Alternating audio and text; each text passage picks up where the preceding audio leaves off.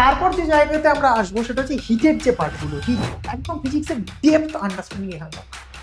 কোথায় কি টেনশন হচ্ছে, কোথায় কি ভেঙে যাচ্ছে, এর সাথে সাথে ভেক্টরও আছে আমাদের কাছে। এই দুটো জায়গাতে সমস্যা কি, এগুলো ফিজিক্সের লাস্টের দিকের চ্যাপ্টার। এই জায়গাটা ব্যাপার হচ্ছে আমরা এই সাউন্ডের ওয়েভসের জিনিসপত্রগুলো অত ভালো করে দেখতে পাই না। পড়বো কিভাবে স্যার, পড়তে হবে যেভাবে, সেটা হচ্ছে আমাদের কাছে বারংবার যে কথাটা আমি বলি। Hello hello hello hello hello, তো কি হাল সবার, কি খবর? তো আজকে হচ্ছে আমরা যে টপিক নিয়ে ডিসকাশন করতে চলেছি সেই টপিকটা হচ্ছে কি, how to start class 11 physics. 11 physics আমরা কিভাবে স্টার্ট করব, বা কি কি ভুলগুলো আমরা 11 ফিজিক্সে পড়ার সময় করব না। তো সবার আগে বলি, ক্লাস 10-এ যারা ক্লাস 10-এ সবার যে সাবজেক্টটা ছিল সেটা হচ্ছে কি আমাদের কাছে ফিজিক্যাল সায়েন্স। সেখানে কেমিস্ট্রি ছিল, ফিজিক্সের কিছু পার্ট ছিল।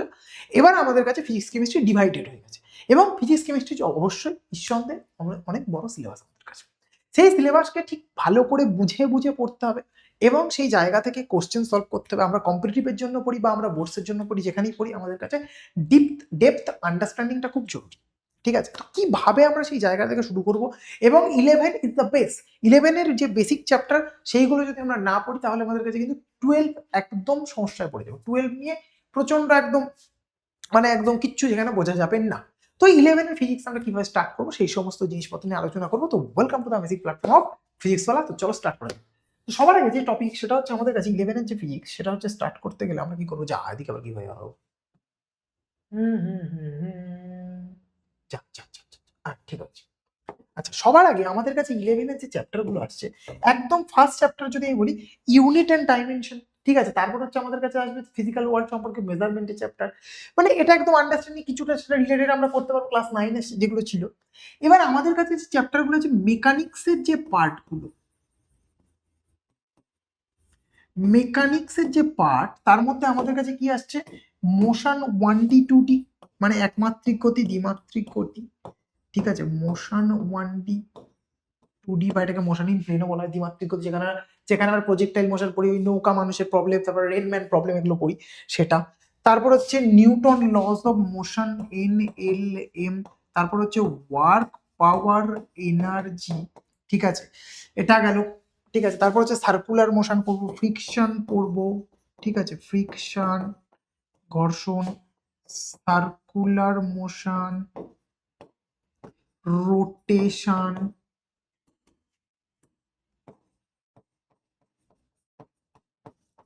ঠিক আছে, এইভাবে চলতে থাকবে। তারপর যে জায়গাতে আমরা আসবো সেটা হচ্ছে হিটের যে পার্টগুলো, হিট। এরপর হচ্ছে আমরা এন্ট্রি করবো যে হিটের পার্টগুলো, এইগুলো হচ্ছে আমাদের কাছে মেকানিক্সের পার্ট। এই যে জায়গাটা, এইটা কিন্তু খুব একটা ইম্পর্টেন্ট জায়গা। একদম ফিজিক্সের ডেপথ আন্ডারস্ট্যান্ডিং এখানে দরকার। কোথায় কি টেনশন হচ্ছে, কোথায় কি ভেঙে যাচ্ছে, এর সাথে সাথে ভেক্টরও আছে আমাদের কাছে। এর সাথে অবশ্যই ভেক্টর না পড়লে আমরা বুঝতে পারবো না। এই জায়গাতে ডিপ আন্ডারস্ট্যান্ডিং খুব দরকার, কারণ কোথায় কি কম্পোনেন্ট ভাঙছে, কোন দিক থেকে কি ফোর্স অ্যাক্ট করছে, কোথায় কি ঘুরে যাচ্ছে, কোথায় কোন ফোর্স লাগছে, খুব ভালো করে বুঝে বুঝে পড়তে হবে কনসেপ্টগুলো। প্রত্যেকটা কনসেপ্ট কিন্তু আমাদের কাছে মাথায় রাখতে হবে এবং ক্রিস্টাল ক্লিয়ার থাকতে হবে কনসেপ্টগুলো সম্পর্কে। এবং যে বিষয়টা, এরপর আমাদের যে জায়গাতে যাব, এই জায়গাগুলো একটু কম্পারেটিভলি এগুলোর থেকে বলবো এতটাও কনসেপচুয়াল আছে, বাট একটু ফর্মুলা বেসড আছে। যেমন হিটের পার্টগুলো, হিট, সেখানে আছে আমাদের কাছে থার্মোডি। ঠিক আছে, থার্মোডাইনামিক্স। ওকে, তারপর হচ্ছে এখানে আমাদের ক্যালোরিমেট্রি সম্পর্কিত জিনিসপত্রগুলো আছে। তারপর হচ্ছে expansion, linear expansion, volume expansion, যেগুলো তোরা ক্লাস 10-এ কিছু একটু আধটু পড়েছিস। এবং নেক্সট যে পার্ট, খুব সংক্ষেপে এগুলোকে ছোট 3টে পার্টে ভাগ করে বলছি। আর যে জায়গাটায় আমরা যাব সেটা হচ্ছে আমাদের কাছে কি ইম্পর্টেন্ট জায়গা, সেটা হচ্ছে SHM এবং ওয়েভস। এই দুটোকে আমি একসাথে বলছি। এই দুটো জায়গাতে সমস্যা কি, এগুলো ফিজিক্সের লাস্টের দিকের চ্যাপ্টার। সবাই এই জায়গাতে খুব টাইম দিয়ে ফেলে, এই জায়গাগুলোতে খুব ভালো করে টাইম দেয়। অবশ্যই টাইম দেওয়াটাও জরুরি, এটা নিয়ে কোনো সন্দেহ অবকাশ নেই, টাইম দেওয়াটা খুব জরুরি। লাস্টের দিকে সিলেবাস শেষ করার জন্য SHM কেউ পড়ে না ভালো করে কেউ পড়ে না। এবং এই জায়গাগুলোতে যাদের একটু ম্যাথে উইকনেস আছে, সাইন কসের ফাংশনে, তারা এই জায়গাগুলোতে কেস খেয়ে যায়।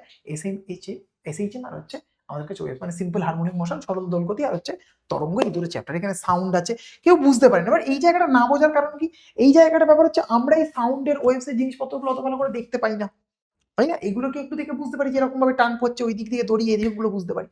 এখানে যেহেতু দেখতে পাই না, তো ফিল করা যায় না জিনিসপত্রগুলো, অতটাও ভালো ফিল করতে পারি না। এবং এই জায়গার শেষ দিকে একটু টেনশন সবার চলে আসে, সিলেবাস শেষ করার তারা থাকে, সেই জন্য সবাই বুঝতেও পারে না।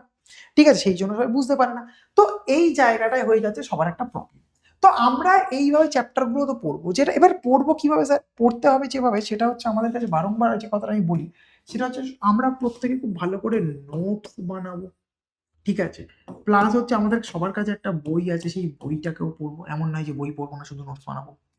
তারপর হচ্ছে আমরা কি করব, ডিপিপি সলভ করবো। তা ডিপিপিটা কি ডেইলি প্র্যাকটিস পেপার, যেটা আমরা দেবো অর্জুনা ব্যাচে আমাদের কাছে, DPP daily practice paper solve করব। তারপর হচ্ছে কি করব, কিছু এক্সারসাইজ করব, এক্সারসাইজ এক্সারসাইজ করব। তারপর আমরা কি করব, এক্সারসাইজের পর এই টপিকের উপর আমরা এক্সাম দিতে হবে, আমাদের কাছে মক টেস্ট দিতে হবে। স্যার কোথা থেকে? তো আরে আমরাই তো অর্জুনাতে প্রোভাইড করছি, এক্সাম দেবো বা মক টেস্ট দেবো। এবং সমস্ত চ্যাপ্টার এইভাবে চলার পর, দুটো তিনটে হওয়ার পর আবার আমরা কি করব, রিভিশন। নাহলে ভুলে যাবো, এত কনসেপচুয়াল জিনিস সই মনে থাকবে, ভুলে যাবো আমরা, তাই না? তো আমাদের কাছে এইভাবে প্রত্যেকটা জিনিস স্টেপ বাই স্টেপ চলবে, ঠিক আছে?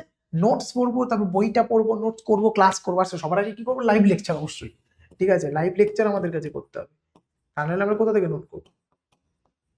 লাইভ লেকচার, সেখানেই আমরা নোটস বানাবো, তারপর বইটা পড়ে নেবো, তারপর ডিবিবি করবো, তারপর হচ্ছে কি করবো, এক্সারসাইজ করবো, তারপর এক্সাম দেবো, তারপর হচ্ছে কি করবো, রিভিশন, ঠিক আছে? আর তোরা যদি মনে করিস স্যার কোথা থেকে পড়বো, আমাদের অর্জুনা ব্যাচ আছে, জানিস অর্জুনা হচ্ছে, এই ব্যাচটা হচ্ছে আমাদের কাছে কম্পিটিটিভ প্লাস বোর্ড দুটোই পড়ানো হবে। দেখবি ব্যাচের নাম হচ্ছে Arjuna Bangla WBJEE plus biology, মানে সেখানে বায়োলজি প্রোভাইড হচ্ছে, প্লাস ডব্লিউবিজির জন্য যেই লেভেলের কন্টেন্টও সেখানে দেওয়া হচ্ছে, আর বোর্ডস তো থাকছেই তার সাথে সাথে। তো এই হচ্ছে আমাদের কাছে 11-এর ফিজিক্সটা আমরা খুব ভালো করে আন্ডারস্ট্যান্ডিং লেভেল থেকে একদম মানে ডেপথে আন্ডারস্ট্যান্ড করে আমরা পড়তে থাকবো, ঠিক আছে? এইভাবেই আমাদের কাছে চলতে থাকবে 11-এর physics throughout the year, এবং আমরা খুব একটা ভালো স্কোর করবো সেম 1 এবং সেম 2-তে, ঠিক আছে? তো চল, থ্যাংক ইউ প্রত্যেক, আজকের জন্য হচ্ছে এই পর্যন্তই, আবার দেখা হবে নেক্সট কোনো একটা ভিডিওতে, ততক্ষণে যেন টাটা, বাই বাই।